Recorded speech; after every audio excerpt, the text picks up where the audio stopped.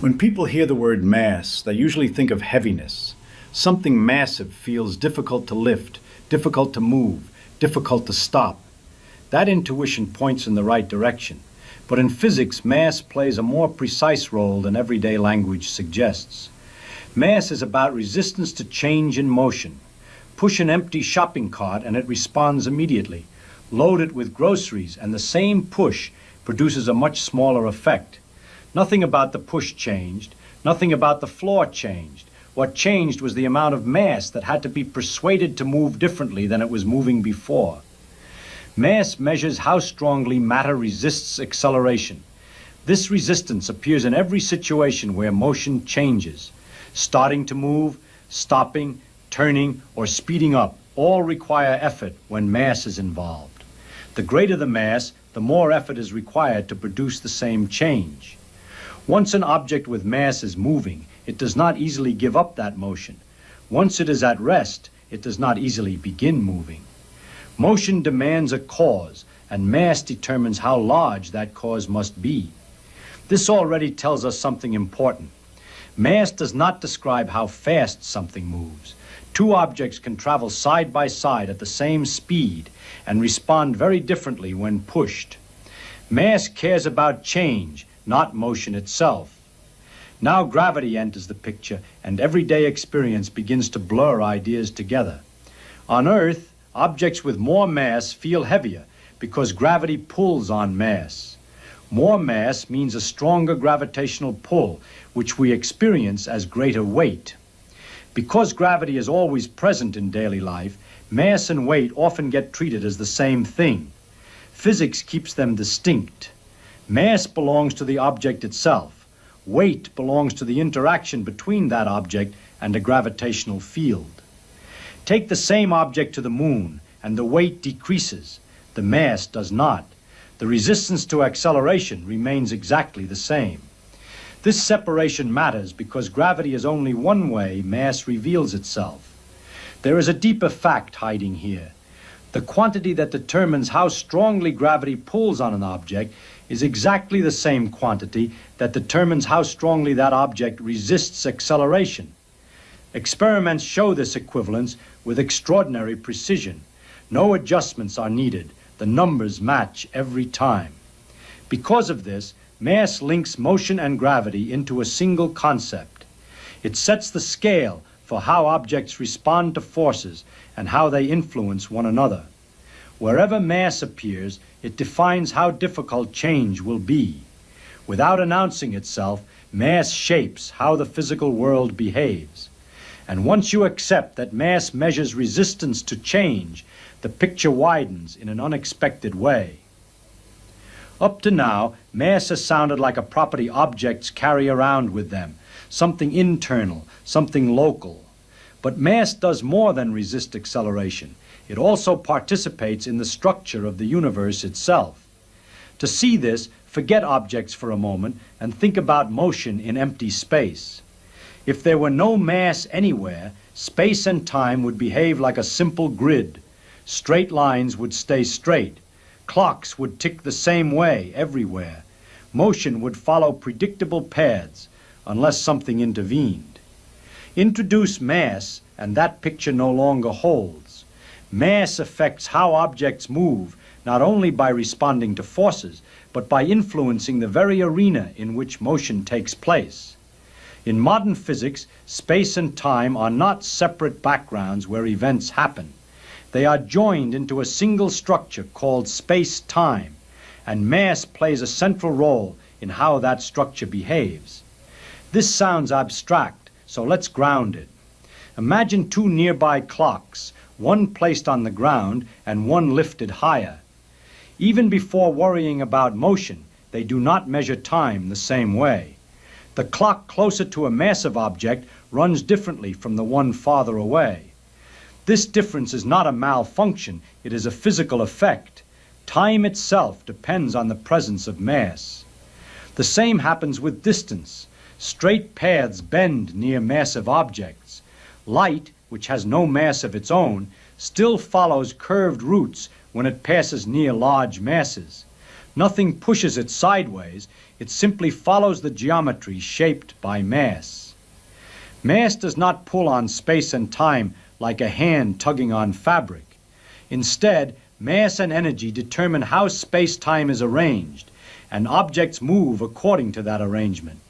Motion follows the available geometry. This is why gravity looks the way it does.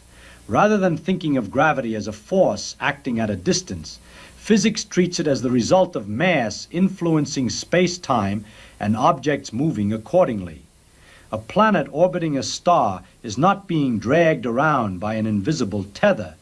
It is following the most natural path available in the space-time shaped by the star's mass. This explains something that once seemed mysterious. Objects fall at the same rate, regardless of their mass, as long as other effects are negligible. The resistance to acceleration and the gravitational influence scale together. Because of that balance, motion under gravity becomes independent of the object's own mass. Mass shapes space-time. Objects respond to space-time. The result is what we experience as gravity. Now pause and connect this back to the earlier idea of resistance to change. An object with mass resists changes in motion. Space-time with mass resists being arranged in a flat, uniform way. In both cases, mass introduces rigidity. It sets how difficult it is for motion and geometry to behave differently than they already do. This brings us to an important point that often causes confusion. Mass is not the same as energy, but they are closely related. Energy contributes to space-time in much the same way mass does. Heat, motion, and radiation all influence space-time, though mass tends to dominate in everyday situations because it is concentrated. That famous equation connecting mass and energy is not about explosions or technology. It is a statement that mass is one way energy can exist, and that energy, in any form, participates in shaping space-time.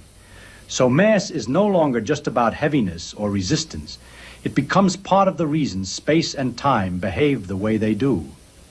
At this stage, it helps to let go of the idea that space-time is a thing sitting underneath the universe. It behaves more like a set of relationships, how distances are measured, how durations pass, how paths are traced.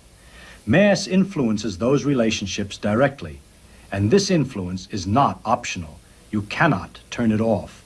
Any amount of mass, no matter how small, contributes.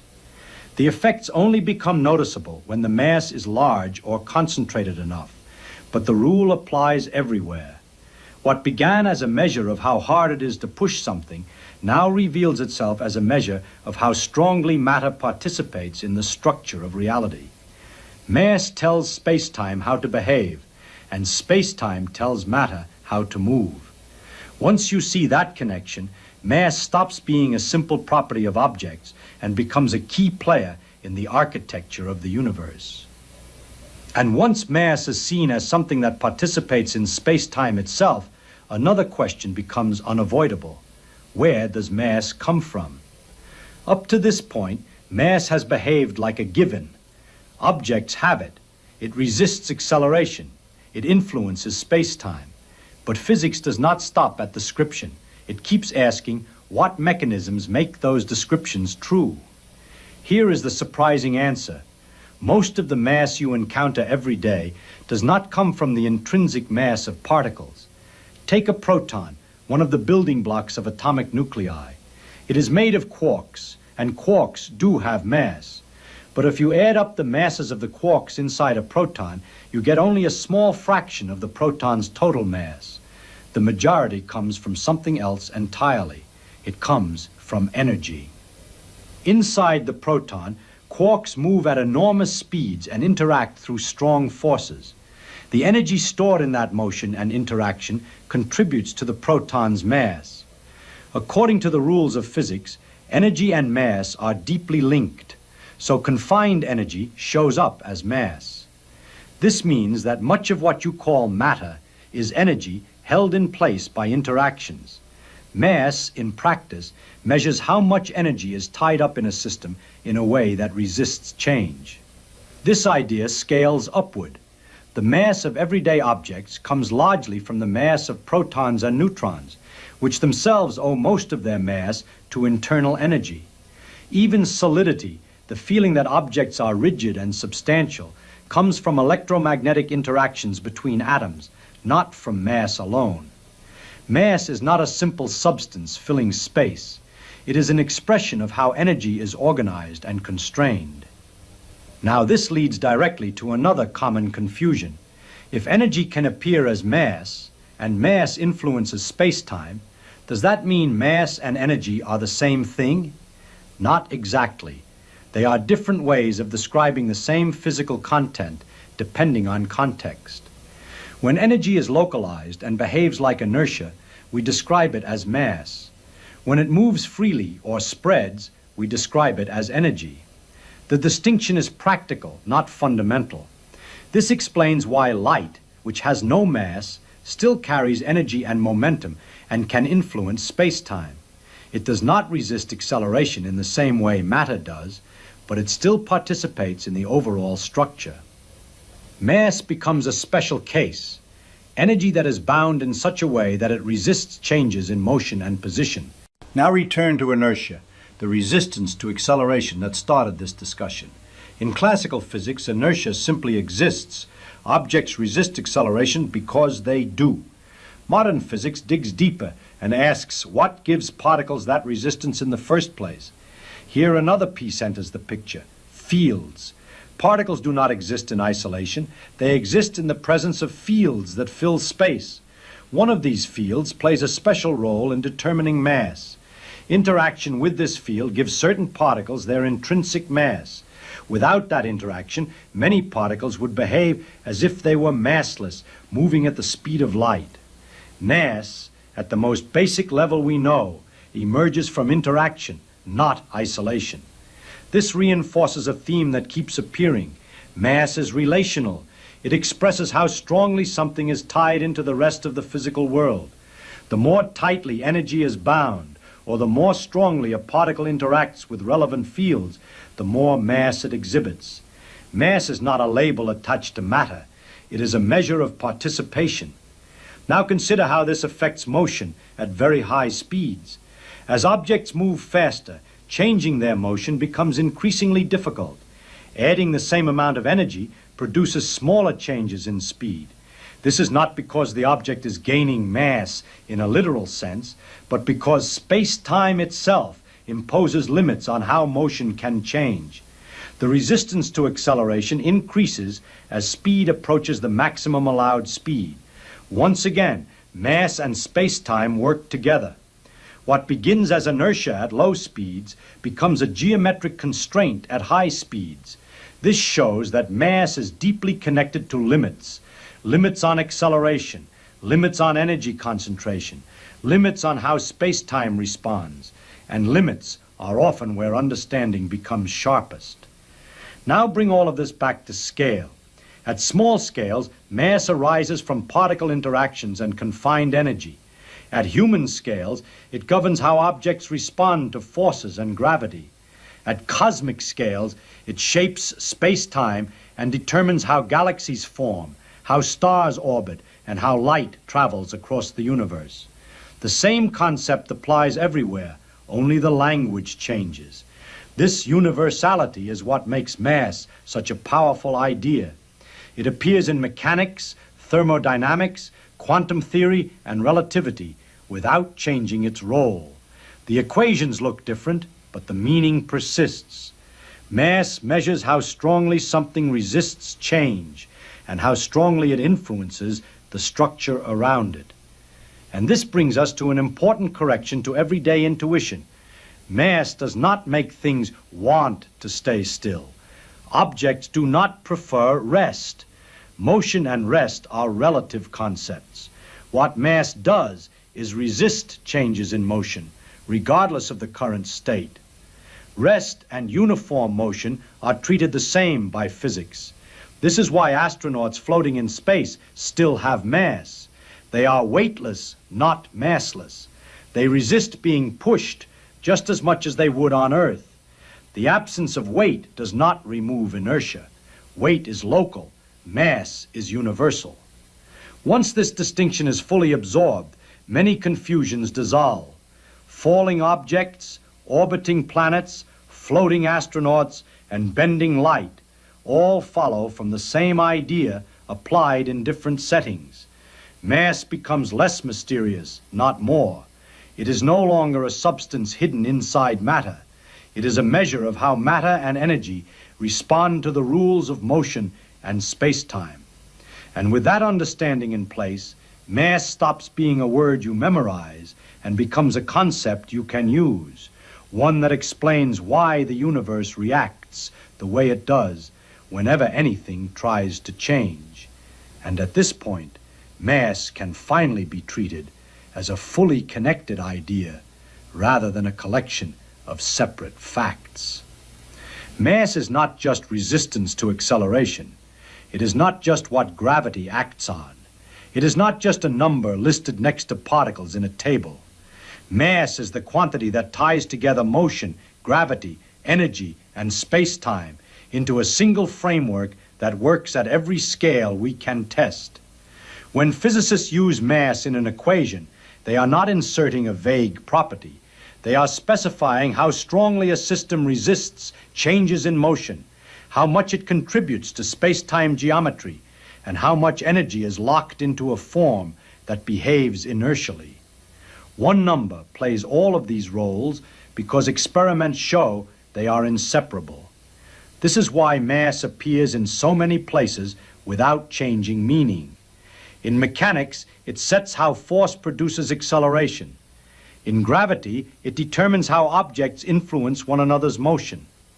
In relativity, it contributes to how space-time is shaped. In particle physics, it reflects how particles interact with underlying fields. Different theories, same role. Mass is consistent across contexts. That consistency allows physicists to trust it. When calculations involving mass agree across experiments as different as particle collisions, planetary motion, and atomic measurements, the concept earns its place as fundamental. It also explains why mass cannot be defined in isolation. You cannot measure mass without interaction. You measure it by pushing, pulling, colliding, orbiting, or observing motion under gravity. Mass reveals itself only through relationships. It is not a private attribute of an object. It is how that object participates in physical processes. This relational nature becomes especially clear when mass is absent. Particles with no mass still carry energy and momentum, but they do not resist acceleration in the same way. They cannot be brought to rest. Their behavior marks the boundary of what mass changes. Comparing massive and massless systems highlights exactly what mass contributes and what it does not. Mass introduces inertia. Mass introduces gravitational influence. Mass introduces limits on how motion responds to added energy. Remove mass and those features disappear. At the same time, mass does not act alone. Energy, momentum, and space-time geometry work together. No single concept explains everything. Mass matters because it connects these ideas in a way that remains valid whether you are studying atoms, engines, planets, or galaxies. This is also why mass is not something physics expects to be replaced or discarded. Future theories may explain its origin more deeply or describe it in new language, but they will still need a quantity that plays the same role. Whatever name it goes by, it will have to resist acceleration, contribute to gravity, and participate in space-time. Those requirements are not optional. They come directly from observation. So when someone understands mass in physics, they are not just learning a definition. They are learning how physicists think about change. They learn why motion responds the way it does, why gravity behaves universally, and why energy cannot be rearranged without consequences. Mass becomes a practical tool for reasoning. It allows you to explain why heavy and light objects respond differently to forces, why astronauts float yet still resist pushes, why stars bend the paths of light, and why most of the matter around you owes its mass to energy bound by interactions rather than to tiny particles acting alone. Once mass is understood this way, it stops being confusing. It becomes predictable. It becomes something you can explain without memorizing phrases or relying on vague analogies. Mass is how physics keeps track of resistance to change and influence on space-time using one quantity that works everywhere it is applied.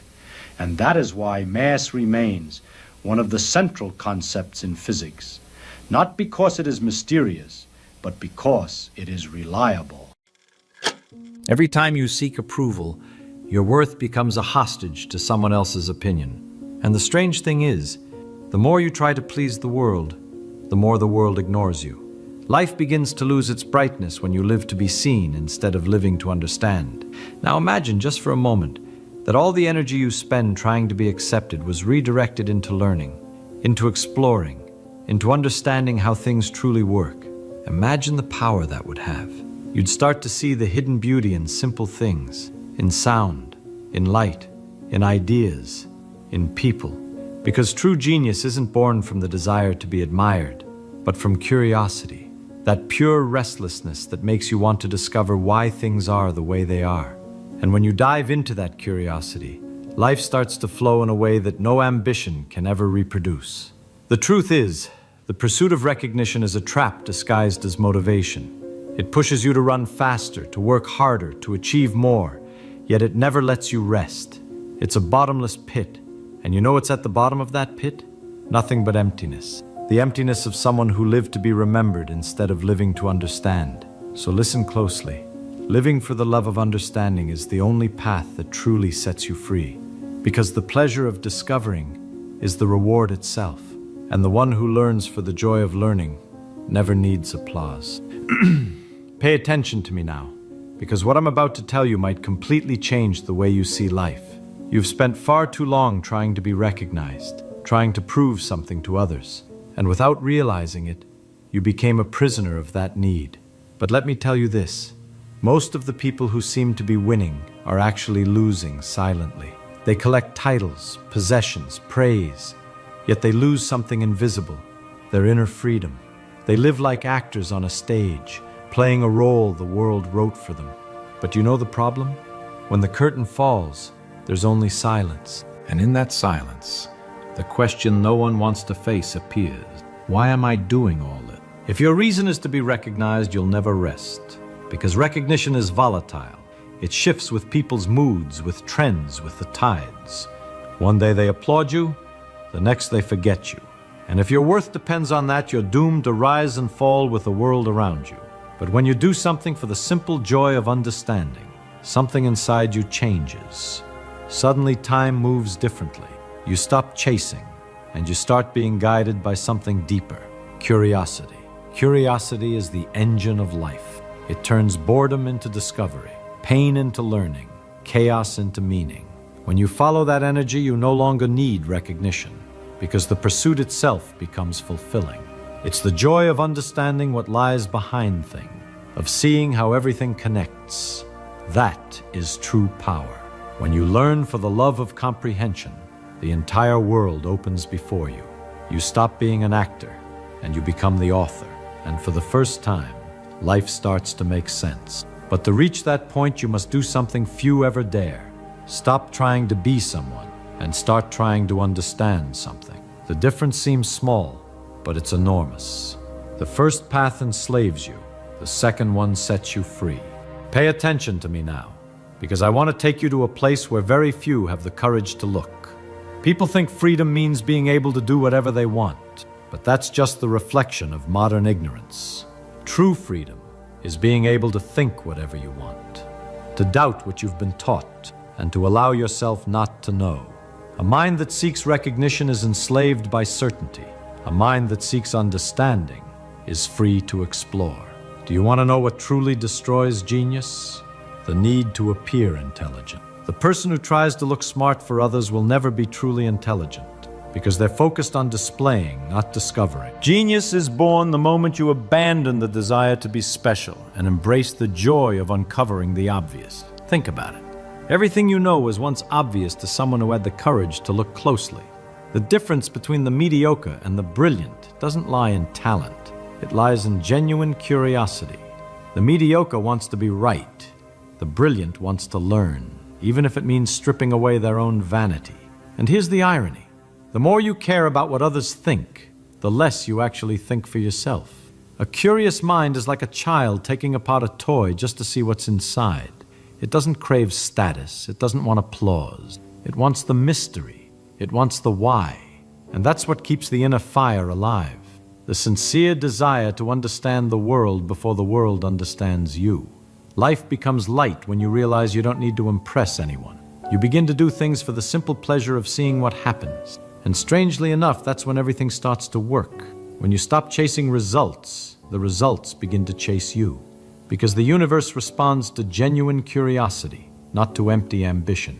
The secret isn't to be recognized, it's to be so deeply immersed in the process that recognition becomes irrelevant. The reward lies in the very act of understanding. And those who live that way exist in a state of freedom that money and status could never buy. Now imagine something uncomfortable yet necessary. What if most of human suffering didn't come from lack, but from excess? The excess of wanting, proving, showing. The world taught you that ambition is a virtue, but forgot to warn you that blind ambition is poison. You run, you exhaust yourself, you achieve, and when you finally arrive where you always wanted to be, you realize there's no one there, not even you. People confuse purpose with performance. They crave meaning, yet spend their days trying to win a race they never chose to run. They long for freedom, yet choose paths that chain them. The pursuit of status, applause, validation. And the worst part? They believe they're evolving, when in truth, they're only moving further away from themselves. Let me tell you something few have the courage to face. Success without understanding is just another form of failure. Because if you don't understand what you're doing, success becomes an accident. And accidents don't set you free, they enslave you. When you act only for the result becomes your master. But when you act for the love of understanding, you are in control, and life begins to flow again. There is no purer pleasure than the pleasure of truly understanding.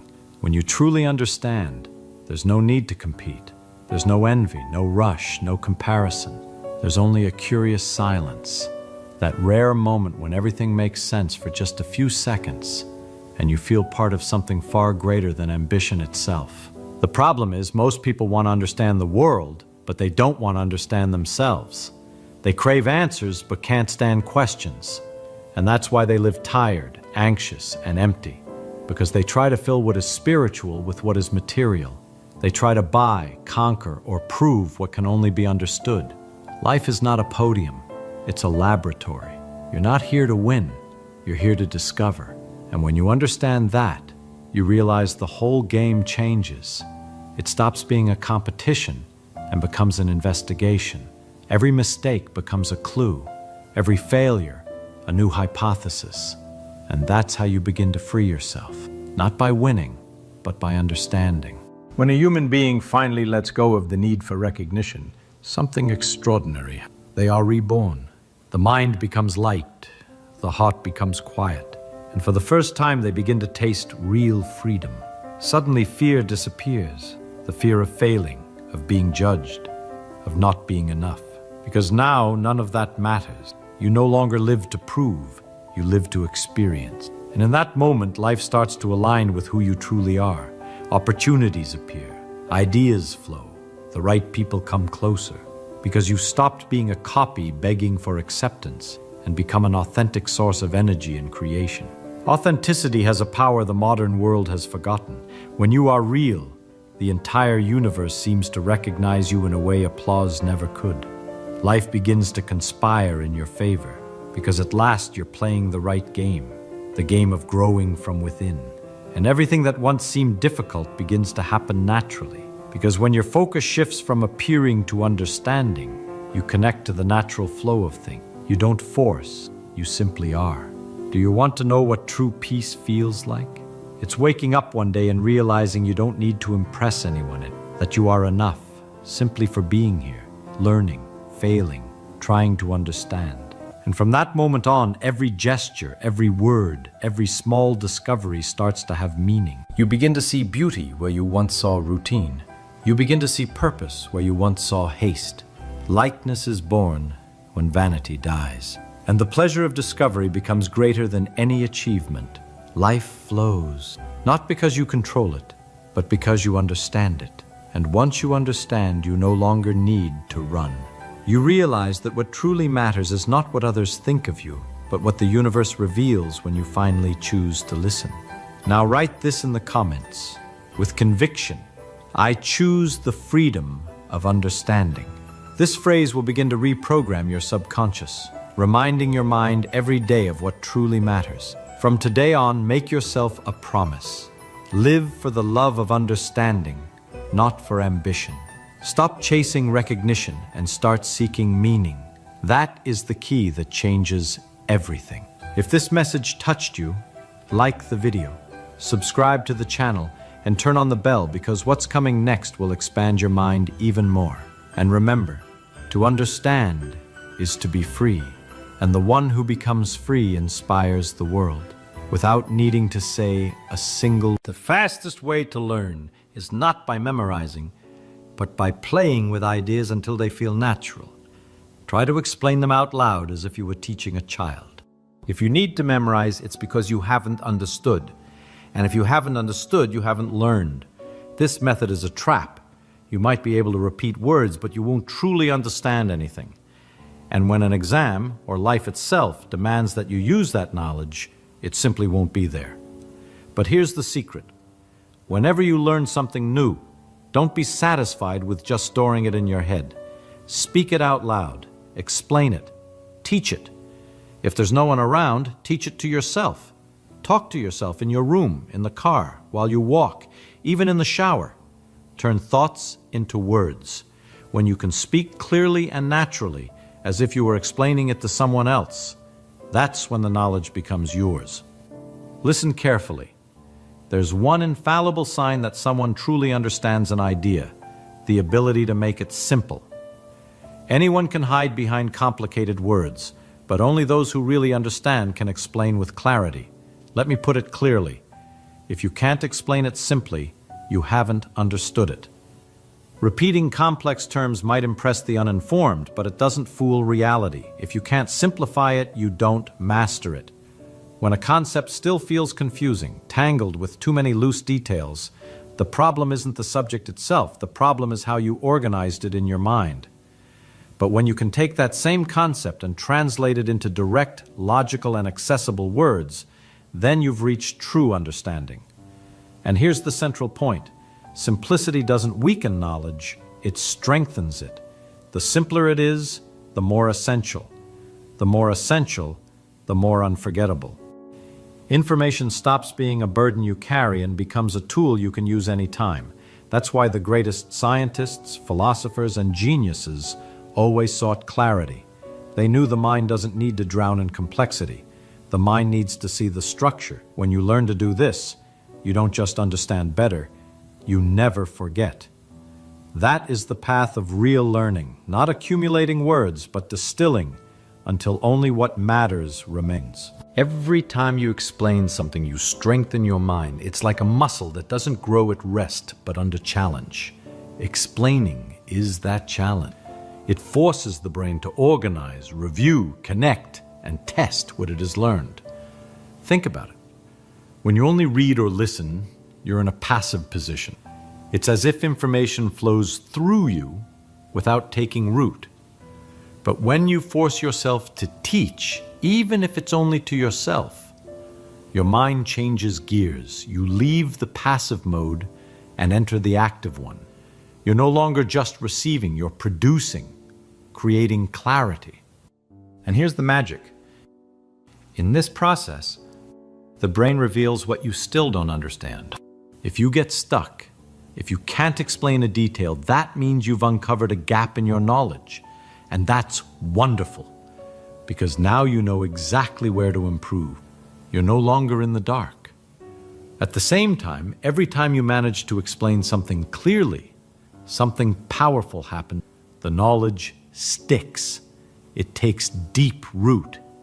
It stops being a temporary visitor and becomes a permanent part of your mental structure. That's why, once you explain something well, you'll rarely forget it afterward.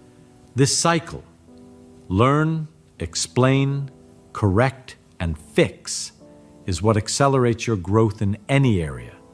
The more often you repeat it, the stronger your mind becomes.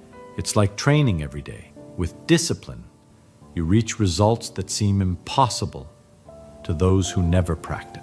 And this is exactly how the greatest thinkers reached the level of genius. They didn't memorize, they didn't pile up dead information. They turned explanation into their training ground. And with every explanation, they became faster, clearer, and deeper. Now, I want you to understand something fundamental. This method shouldn't be used only once in a while. It must become a daily habit. The secret isn't in long study sessions, but in constant repetition, in training your mind during small intervals. You don't need hours of absolute silence or perfect conditions. On the contrary, great learners use any moment. If you're waiting for a bus, explain quietly what you just studied. If you're walking, teach yourself the concept you learned earlier that morning. If you're alone in your room, speak out loud as if you were giving a lesson. These stolen minutes of the day are hidden treasures. Most people waste them getting lost in useless distractions. You, however, can use them as a training ground for your brain. It's in these moments that knowledge solidifies, because you're not just reviewing, you're organizing and simplifying. But understand this, you don't need to be perfect. Many times you'll stumble, forget, get stuck, and that's exactly where the power lies. Those stumbles reveal the gaps you still need to strengthen. With each attempt, you come back sharper, clearer, more confident. When this becomes a habit, something extraordinary happens. You start to think differently. Your mind becomes trained to seek clarity in everything. You begin to organize ideas automatically, to separate the essential from the unnecessary, to communicate better without effort. And all of this is born from simple minutes scattered throughout the day. This is how a sharp mind is built, not through endless hours of forced memorization, but through small, constant rituals of explanation. A little every day, anywhere, always. Now pay very close attention, because this can change the way you deal with procrastination. Whenever you feel stuck, unmotivated to start, use this method as an immediate action trigger. Instead of waiting for the right time to study or work, simply begin by explaining what you need to learn. When you explain out loud, your mind is forced to focus. It can't wander, it can't drift away. You cut through the cycle of procrastination because speaking demands presence.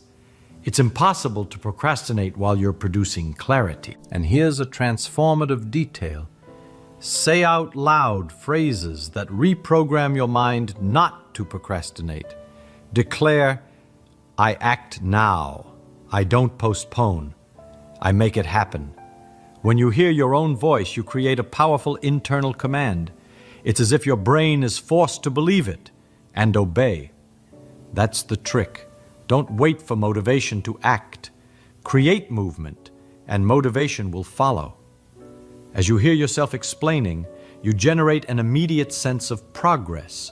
You realize you already know something, that you've already advanced. That small step builds confidence, and confidence builds action. Procrastination is born from confusion, from the feeling that something is too big or too difficult. But when you explain, everything breaks down into simple parts. What once seemed like an insurmountable monster suddenly becomes a clear sequence of steps, and in that moment, fear disappears. The great geniuses never waited for inspiration to fall from the sky. They created clarity first, and clarity pulled everything else forward. That's exactly what you must do. Whenever you feel stuck, stop and explain. Teach yourself out loud, even if it's just for 60 seconds. That single minute is enough to break inertia and put you into motion.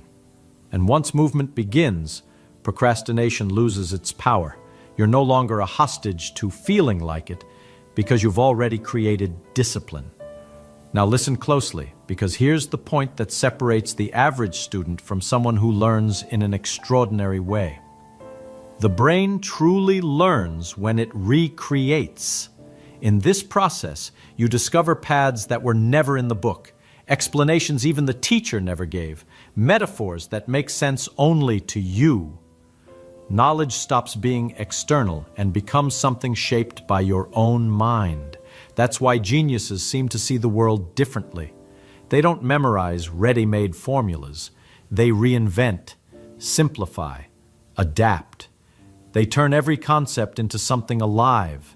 And when you do this, you learn in a way that is never the same as anyone else, because no one else will ever explain it with the same words you used. Think about it. If you can explain the law of gravity with a falling apple, or explain a math formula using an example from your daily life, it means you've mastered it. You no longer depend on the original way you received the information. You own it. This is how you must learn from now on. Don't copy, recreate. Don't memorize, explain. Don't repeat, transform.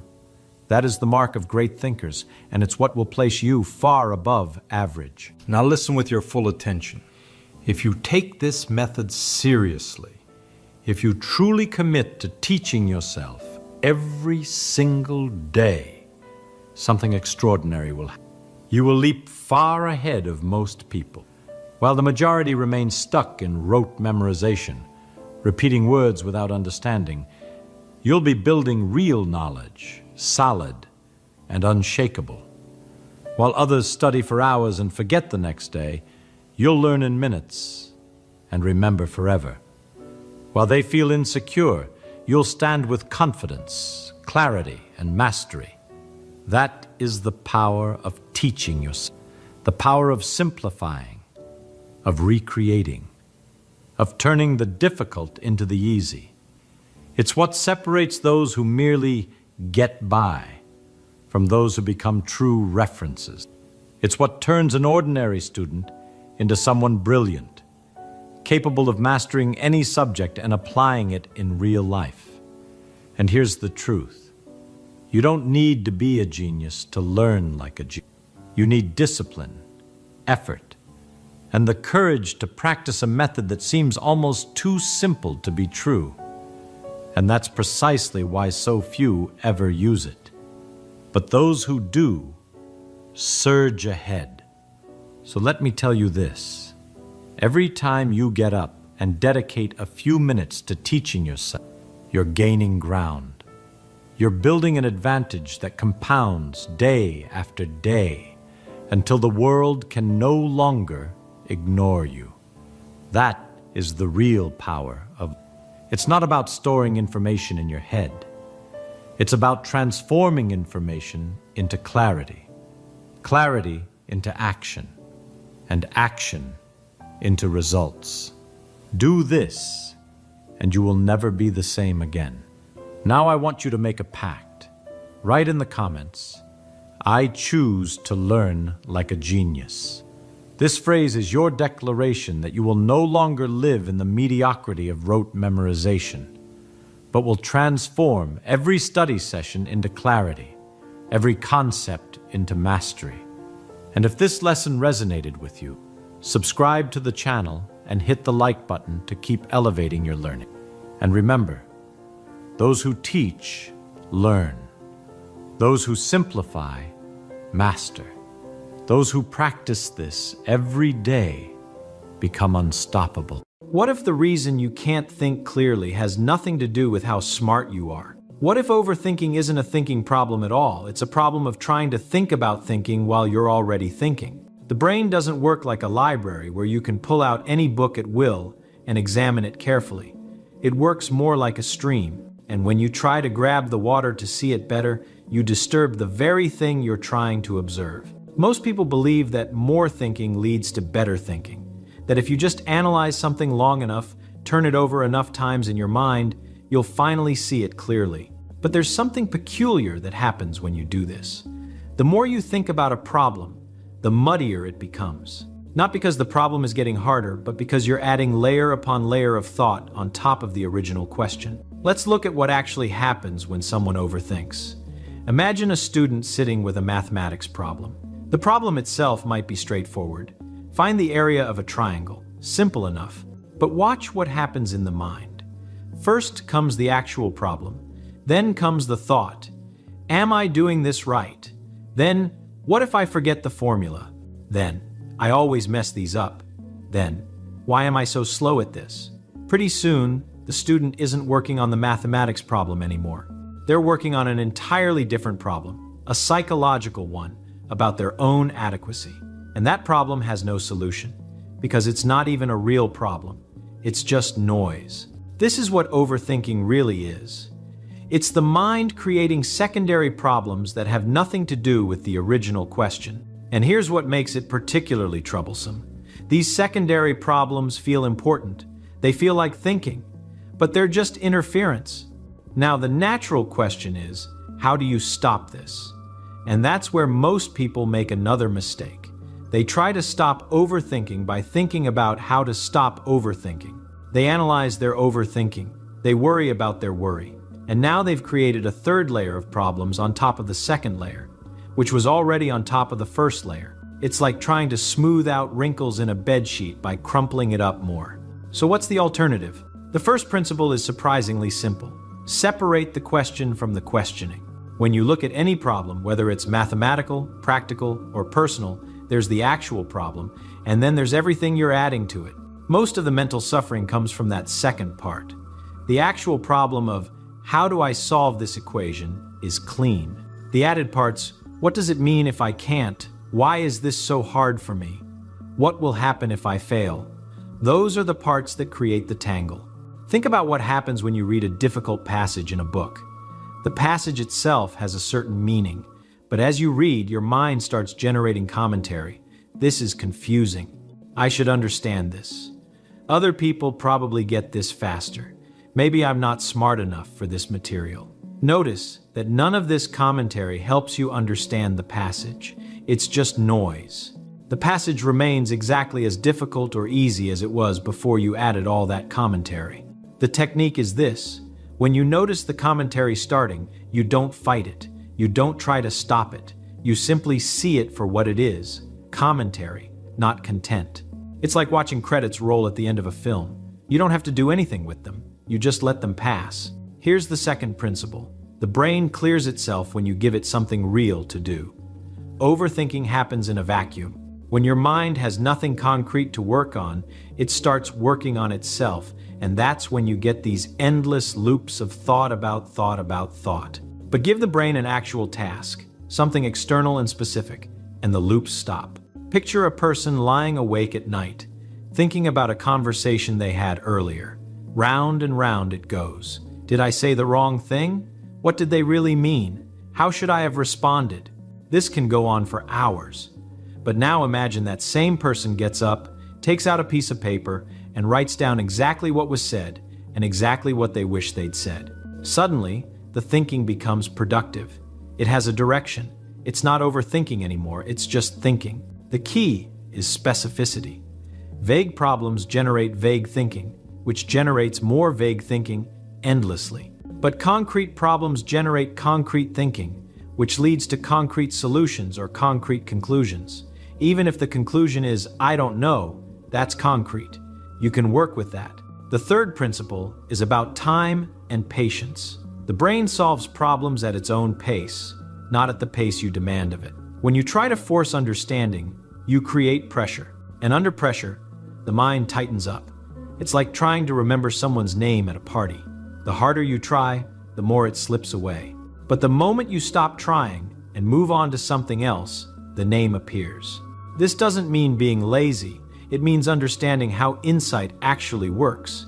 You can study a problem intensely for an hour, put it aside, and find that the solution appears later while you're doing something completely unrelated, washing dishes, walking, or just staring out a window. This isn't magic. The brain continues working on problems in the background, beneath conscious awareness. But it can only do this when you're not constantly interrupting it with demands for immediate answers. Many students make this mistake. They study for an exam, and when they can't immediately recall something, they panic. They try harder, which creates more panic, which makes recall even harder.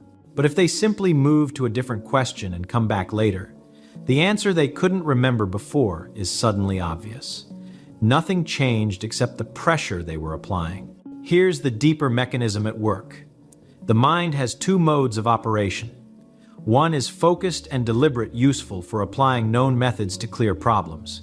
The other is diffuse and associative, useful for making connections, seeing patterns, and finding new approaches. Overthinking happens when you try to use the focused mode for problems that need the diffuse mode, or vice versa. Think of it like vision. When you look directly at something in dim light, it's hard to see. But if you look slightly to the side, letting your peripheral vision catch it, suddenly it's clear. That's because the center of your eye works differently than the periphery. They're built for different tasks. The mind works the same way. Sometimes the direct approach makes things harder to see. You need to look sideways at them. This explains why solutions often come when you're not trying. When you stop the focused effort, the diffuse mode takes over.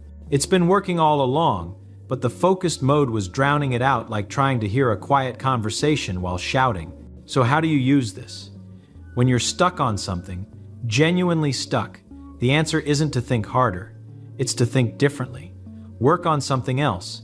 Read about a different subject. Take a walk. Let the problem sit. This feels wrong because we're taught that persistence means constant effort. But real persistence means knowing when to back off and let the deeper processes do their work. Now, let's apply this to some real situations. Suppose you're writing something, an essay, a letter, a report. You write a paragraph, and then you stop. It doesn't sound right, so you rewrite it. Still not right. You rewrite it again. After an hour, you have 6 versions, each slightly different, and you can't tell which is better anymore. This is overthinking in action. What's happening? You've lost the original sense of what you wanted to say. Each rewrite moves a little further from that original intention, and now you're comparing versions without any reference point. The solution isn't to analyze them more carefully. The solution is to step away completely. Go do something else for an hour or a day. When you come back, you'll immediately see which version is clearest, or you'll see that none of them captured what you meant, and you'll write a new version that does. Or consider decision-making. Someone offers you a job, and you need to decide. You make a list of pros and cons. The list is balanced good points on both sides, so you think about it more. You add more items to the list. You weight them differently. You ask friends. You lie awake thinking about it. And the more you think, the less certain you become. This happens because you're trying to reach certainty through analysis alone. But some decisions can't be analyzed into certainty. At some point, you have to recognize that you've gathered the available information, and now you simply need to choose. The overthinking isn't helping you decide. It's just postponing the decision while creating the illusion that you're making progress. Here's a useful technique. Set a specific time limit for deliberation. Give yourself 3 days to think about it. Really think, gather information, consider the angles, but when those 3 days are up, you decide. No more analysis. This forces you to distinguish between productive thinking and wheel spinning. Or take personal worries. Someone says something that bothers you. Maybe a criticism, maybe just an offhand comment. And you replay it in your mind. What did they mean? Were they attacking you? Should you say something back? What would you say? How would they respond? You're running through entire imaginary conversations, entire scenarios that haven't happened and probably never will. The problem isn't that you're thinking about it. The problem is that you're thinking in circles. There's no new information coming in, you're just recombining the same elements over and over. And each recombination feels slightly different, which tricks you into believing you're making progress, but you're not. You're just stirring the pot. The way out is to recognize this for what it is. Rehearsal without performance. You're practicing something that doesn't need practice. The real conversation, if it happens, won't go the way you're imagining anyway. All this mental rehearsal is just burning energy. What helps? Do something physical. Write the thoughts down and be done with them. Or better yet, do something completely unrelated that requires attention. Fix something, build something, read something challenging. The key is to engage the mind with something that has resistance, something that pushes back, that breaks the loop. Here's what all of this comes down to. Clarity doesn't come from more thinking, it comes from better thinking. And better thinking isn't about quantity or intensity. It's about knowing what kind of thinking serves you and what kind just spins in place. The mind is a remarkable instrument, but like any instrument, it can be used well or poorly. A violin in skilled hands produces music. In unskilled hands, it produces noise. The violin hasn't changed, only the way it's being used. Your mind works the same way. Overthinking is just the noise that happens when you're using the instrument incorrectly. The great liberation is realizing you don't need to control every thought. You don't need to solve every uncertainty. You don't need to know everything before you act. Most of the questions that keep you awake at night aren't real questions. They're just the mind running its commentary program because it has nothing better to do. Give it something better to do. Focus on what's concrete. What do you actually need to figure out? What information do you lack? What step comes next? These are real questions with real answers. Everything else, all the what-ifs, the self-doubt, the imaginary conversations, the endless analysis that's just static. And here's the strange thing. When you stop overthinking, you don't think less. You think better. You think more clearly. Ideas come easier. Solutions appear faster. Not because you're trying harder, but because you're getting out of your own way. The brain knows how to solve problems. It's been doing it long before you learn to second-guess it. Trust it to work. Give it real problems to chew on. Let it move at its own pace. And when it starts spinning its wheels, when you catch yourself in that familiar loop of thought about thought, just notice it. Don't fight it. Just see it for what it is, the mind's way of saying it has nothing productive to do right now. Then give it something productive, or give it nothing at all. Both work better than fighting with your own thoughts. If you found something useful here, there's more to explore. But don't explore it by thinking about what you learned. Explore it by using it. Pick one thing, just one, and try it the next time you catch yourself overthinking. That's all. One thing, one time. See what happens. The understanding comes from doing, not from analyzing the doing. And that might be the most important point of all. They all passed the exam, perfect scores, clean notebooks, beautiful definitions, and yet they knew nothing.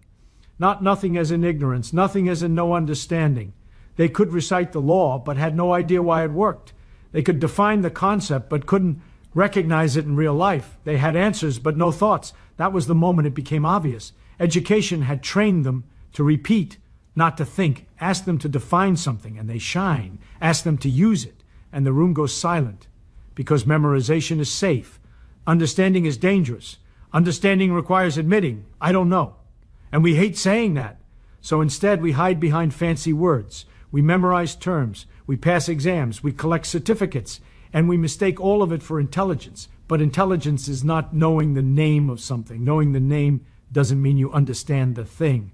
You can know the word gravity your entire life and still have no idea why objects fall. Real knowledge is messy. It involves confusion. It involves wrong guesses. It involves changing your mind. That's uncomfortable. So the system avoids it. Students are rewarded for sounding confident, not for being curious, for finishing the syllabus, not for questioning it, for repeating the teacher, not challenging them. The result? A room full of people who are educated, but terrified of thinking independently. Here's the brutal truth. If you can't explain an idea simply, you don't understand it. If you've never been confused, you've never actually learned. If you're never wrong, you're not thinking, you're copying. The moment learning becomes about grades, truth disappears, because truth doesn't care about marks. Reality doesn't care about your exam. Nature doesn't reward memorization. It rewards understanding. And understanding begins at the exact moment you stop pretending you know. So if today you feel confused, good. If you feel uncertain, good. If your answers are falling apart, excellent. That's not failure. That's thinking. And thinking, real thinking, is the rarest skill of all. Knowing words is not the same as understanding reality. You can memorize every definition in the book and still have no idea what is actually happening in front of you. You can speak fluently about concepts you've never truly met. You can sound intelligent while being completely disconnected from the real thing. Words are cheap. Reality is not. A word is just a label. It's a sound we agree on so we don't have to point every time. But the moment the label replaces the experience, learning dies. You don't understand fire because you know the word combustion. You understand fire when you know what it does, when it burns, when it fails, when it behaves differently than you expected. Students learn early that saying the right words earns rewards. So they chase vocabulary. They decorate their answers with technical language. They hide behind complexity, and the system applauds them for it. Exams don't ask whether you understand reality. They ask whether you can recognize the expected sentence. So people start confusing fluency with intelligence. Ask someone to define a concept and they respond instantly. Ask them to apply it in a slightly unfamiliar situation, and everything collapses because the understanding was never there. Only the words were. This is how ignorance disguises itself as knowledge. Real understanding is uncomfortable. It resists being packaged into neat sentences. It forces you to confront gaps in your thinking. It exposes how much you don't know. That's why most people avoid it. It's safer to memorize than to explore. Safer to repeat than to reason. Words give you confidence. Understanding gives you doubt. And doubt feels like weakness, even though it's the beginning of intelligence.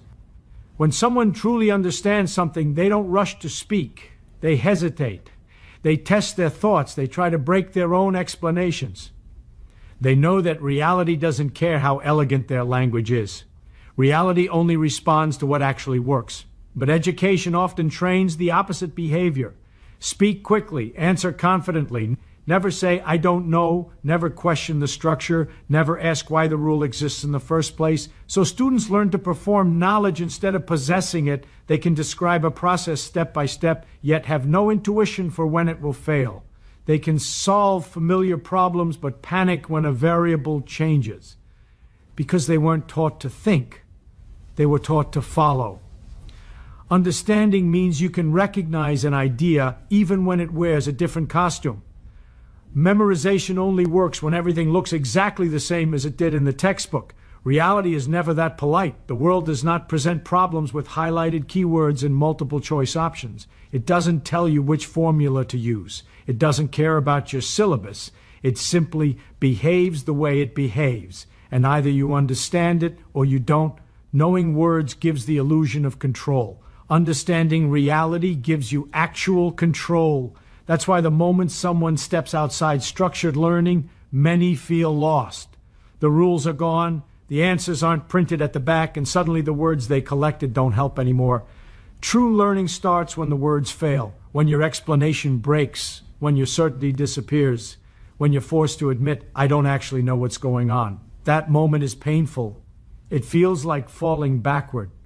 But it's the first honest step forward, because from that point on, you're no longer protecting your ego. You're investigating reality. Understanding doesn't come from memorizing what others said.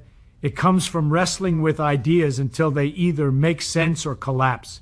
It comes from asking stupid questions and not being embarrassed by them. It comes being wrong repeatedly and paying attention to why.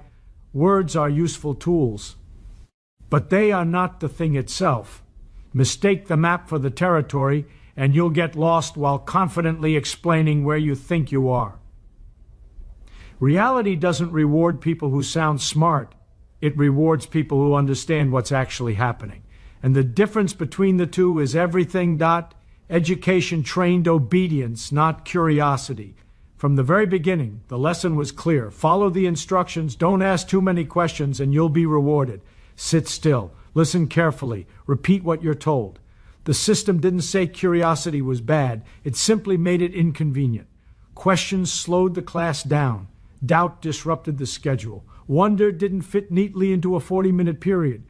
So curiosity was quietly replaced with compliance. Students learned early that success had less to do with understanding and more to do with behavior. Raise your hand at the right time. Use the approved method. Arrive at the approved answer. Do that consistently, and you're labeled smart. Deviate from the path, and suddenly you're a problem. Obedience is easy to measure. Curiosity is not. You can grade whether someone followed instructions. You can't easily grade whether they genuinely wondered why something works. So the system chose what was convenient. It trained people to look outward for permission instead of inward for questions. At first, curiosity is loud. Children ask relentlessly, why is the sky blue? Why does this fall? Why can't we do it differently? But over time, those questions become less welcome. Not because they're wrong, because they're inefficient. They threaten the pace. They expose uncertainty. And uncertainty makes authority uncomfortable. So the message becomes subtle but powerful. Stop asking why. Start learning how to solve the problem, how to pass the test, how to avoid mistakes. The question why slowly disappears. In its place comes a different habit, waiting. Waiting to be told what matters. Waiting to be shown the correct approach. Waiting for approval before thinking. That's obedience disguised as education. People begin to equate learning with receiving information instead of actively exploring it. Knowledge becomes something handed down, not something constructed. The student's role is to accept, store, and reproduce, not to challenge, test, or reshape, and it works.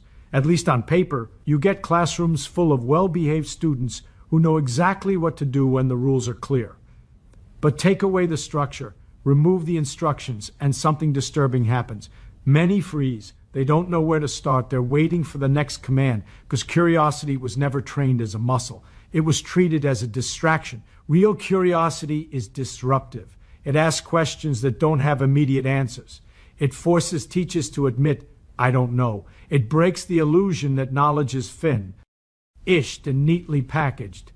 And institutions built on authority don't like that. So instead of rewarding curiosity, the system rewards certainty, confident answers, clean solutions, final conclusions. But reality doesn't work that way.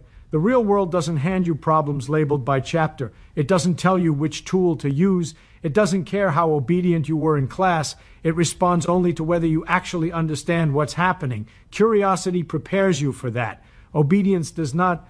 Curiosity teaches you how to explore unfamiliar territory. It teaches you to ask better questions when answers fail. It makes you comfortable with confusion. Obedience, on the other hand, makes you dependent on structure. When the structure disappears, so does confidence.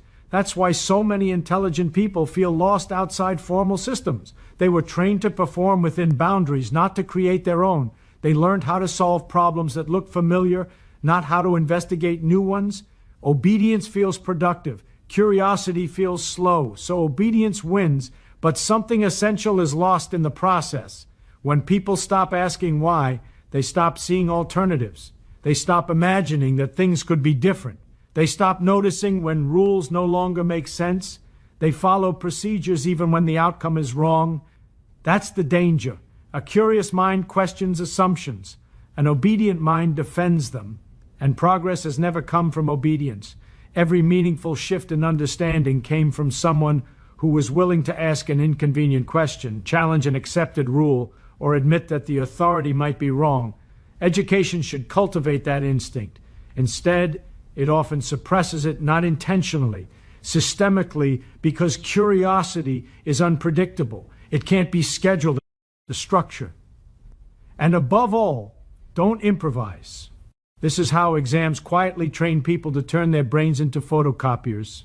If you repeat the method exactly as taught, you get the marks, even if you have no idea why the method works, even if you couldn't explain it outside that narrow context.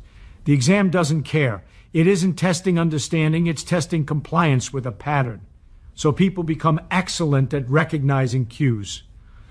A certain type of question appears and a certain routine is triggered, like a reflex. No analysis, no evaluation, just execution. That looks like intelligence from the outside, but it's fragile. Change one variable, alter the context slightly, remove the familiar structure, and suddenly the reasoning collapses because there was never any reasoning to begin with. Only memorized behavior. Real reasoning is slow. It involves uncertainty. It often leads to wrong answers before it leads to the right ones. And exams don't have patience for that. They're timed, standardized, optimized for efficiency. So they reward the student who can recall fastest, not the one who can think deepest. Over time, this reshapes how people approach problems. They stop asking what's actually going on and start asking what kind of question this is. Not what does this situation require, but which formula does this resemble? Reality doesn't work that way. Outside the exam hall, problems don't announce their category. They don't hint at the method. They don't tell you which chapter they belong to. They simply exist, messy and undefined. Reasoning is the ability to navigate that mess. Repetition is useless there. Yet exams convince people that repetition is enough. That if you've seen something before, you understand it. That familiarity equals mastery. It doesn't. Someone who truly reasons can rebuild the solution from scratch if they forget the formula. Someone who only repeats is helpless without it. But the exam score doesn't reflect that difference. Both can get full marks. So the illusion continues. Students begin to optimize for grades instead of understanding. They practice past papers, memorize model answers, learn which phrases trigger marks. They become strategic, not curious, efficient, not thoughtful, and the system praises them for it. High scores create confidence. Confidence hides the absence of depth. People start believing they are good thinkers because they've been rewarded for good repetition. Then they face a real problem, one without a template, and feel lost. They weren't trained to reason. They were trained to recognize. Reasoning asks uncomfortable questions. Why does this work? Under what conditions does it fail? What assumptions am I making? What happens if I remove them? Repetition avoids all of that. It says, this worked before, do it again. Exams prefer that mindset. It's predictable. It's easy to grade. It produces clean distributions and clear rankings. But it doesn't produce thin. Because it produces people who can pass tests. And passing tests is not the same as understanding the world. When repetition is rewarded, originality is punished. A novel approach risks being marked wrong, even if it's valid. So students learn to suppress creative reasoning. Better to give the expected answer than a thoughtful one. That lesson sticks. Years later, the same people hesitate to think differently at work. They wait for instructions. They follow procedures even when those procedures no longer make sense. They fear being wrong more than being shallow. Because they were trained that being wrong costs marks, real reasoning accepts being wrong as part of the process. It treats mistakes as information. Exams treat mistakes as failure. So people learn to avoid reasoning altogether. The tragedy isn't that exams exist. It's that they're mistaken for measures of intelligence. They measure recall under pressure. They measure pattern recognition. They measure obedience to format. They do not measure understanding. And when repetition is rewarded long enough, people forget how to think without it. That's the cost, not low scores, but shallow minds. True learning begins with admitting ignorance, not the polite kind of ignorance where you pretend to be humble, but the uncomfortable, honest realization that you don't actually understand what you thought you did. The kind that makes you pause mid-sentence because your explanation suddenly feels hollow. That moment isn't weakness, it's the doorway. Most people never walk through it. From an early age, we're trained to avoid saying, I don't know. It sounds like failure. It feels like exposure. So we learn to hide uncertainty behind confidence, to replace curiosity with certainty, and to protect our image instead of our understanding. But pretending to know shuts learning down. The mind can't explore when it's busy defending an illusion. Ignorance, when admitted, is active. It creates tension. It demands resolution. The moment you say, I don't know, a question is born. And questions are where thinking begins. Certainty, on the other hand, is passive. It ends inquiry. It closes the book. That's why people who appear the most confident are often the least curious. They've convinced themselves there's nothing left to explore. They mistake familiarity for mastery and repetition for understanding. So they stop learning, even while accumulating information. Real learners are harder to spot. They hesitate. They doubt. They revise their opinions. They are comfortable saying, I was wrong, and even more comfortable asking, what am I missing? That comfort doesn't come from intelligence. It comes from humility. Admitting ignorance requires you to let go of status, to risk looking foolish, to accept that your current understanding might collapse under scrutiny. Most people avoid that risk. It's easier to cling to half-formed ideas than to rebuild them from nothing. but progress only hap. In the rebuilding, every breakthrough in understanding starts with the same quiet confession. This doesn't make sense yet. Not knowing becomes a problem to solve, not a flaw to hide. Confusion turns into motivation. The opposite mindset treats ignorance as something shameful. So people memorize, they mimic, they repeat explanations they don't truly believe, hoping no one asks a follow-up question. The knowledge looks solid until it's tested, and reality always tests it. When someone truly understands something, they know exactly where their understanding ends. They don't overextend. They don't pretend certainty where there is none. That awareness is not a limitation, it's a strength. It tells them where to focus their attention. Ignorance, clearly seen, becomes a map, but that requires discipline. It's tempting to fill gaps with assumptions, to smooth over confusion with vague language, to say basically and move on. Those habits feel efficient, but they poison understanding. They replace curiosity with comfort. Learning is not about collecting answers, it's about sharpening questions. And good questions only come from admitted ignorance. This is why environments that punish uncertainty also kill learning. When people are afraid to be wrong, they stop experimenting. When mistakes carry social or professional consequences, curiosity becomes dangerous, so people stay within safe boundaries, repeating what's known instead of exploring what's not. The irony is that expertise doesn't eliminate ignorance, it reveals it. The more you understand, the more you see how much remains unexplored. Confidence grows, but so does awareness of uncertainty. That awareness keeps thinking alive. True learning isn't a straight path. It's a cycle of confidence, collapse, and reconstruction. Each time you think you understand, you test it. When it breaks, you adjust. Ignorance isn't erased, it's refined. People who never admit ignorance get stuck. Their ideas harden. Their thinking becomes brittle. They defend positions instead of investigating them. Debate becomes about winning, not learning, but those who accept ignorance stay flexible. They change their minds when evidence demands it. They don't confuse identity with belief. They can let go. That's rare. And it's why real learning feels lonely at times. Admitting you don't know separates you from those who pretend they do. It slows conversations. It invites deeper inquiry. It makes small talk impossible. But it also opens the door to understanding that isn't borrowed, memorized, or fragile, understanding that can survive questions. The goal of learning is not to eliminate ignorance, but to make it precise, to know exactly what you don't know, and to be honest about it, because the moment you stop pretending, the mind becomes free to explore, and that's where learning actually begins. Critical thinking is uncomfortable. That's why most avoid it. It demands effort where repetition woo. Be easier. It forces you to slow down when instincts want speed. It requires you to sit with uncertainty instead of escaping into confident answers. Most people don't reject critical thinking because they're incapable of it. They reject it because it feels bad.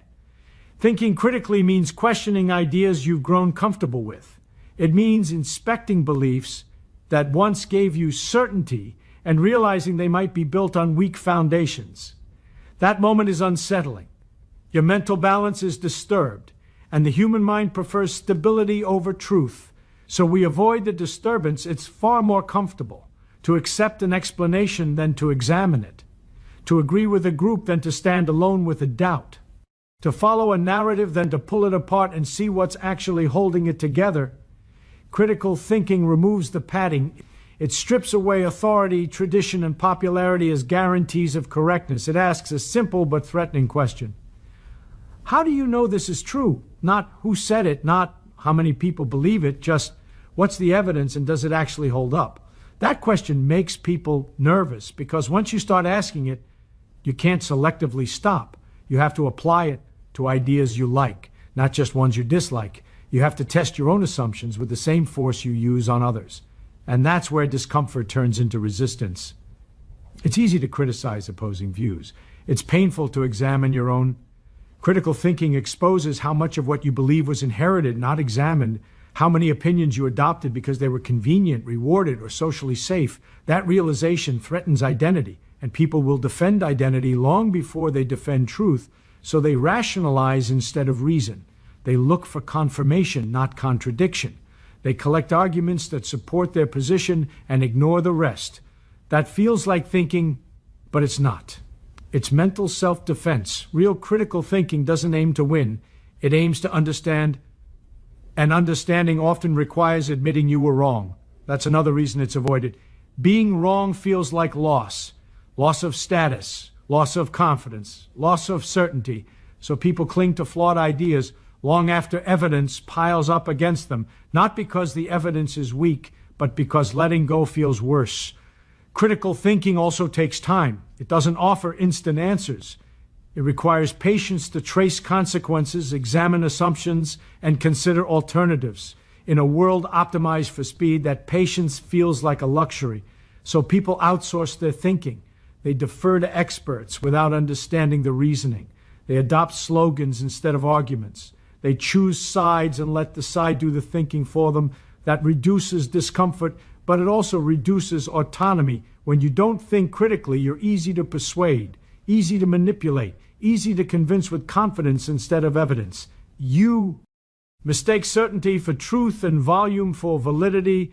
Critical thinking makes you harder to fool. That's inconvenient for others and for yourself. Because once you start thinking critically, simple stories stop working. Clear villains and heroes blur. Easy answers dissolve. You're left with complexity, nuance, and unresolved questions. That's not comforting, but it's honest. People often say they value truth, but what they really value is emotional safety. Critical thinking threatens that safety. It pulls apart beliefs that once provided meaning or belonging. It forces you to stand on reasoning rather than consensus. That can feel isolating. So many choose comfort over clarity. They prefer beliefs that feel right over ideas that are right. They protect conclusions they've invested in instead of investigating whether those conclusions deserve protection. Critical thinking refuses to protect anything by default.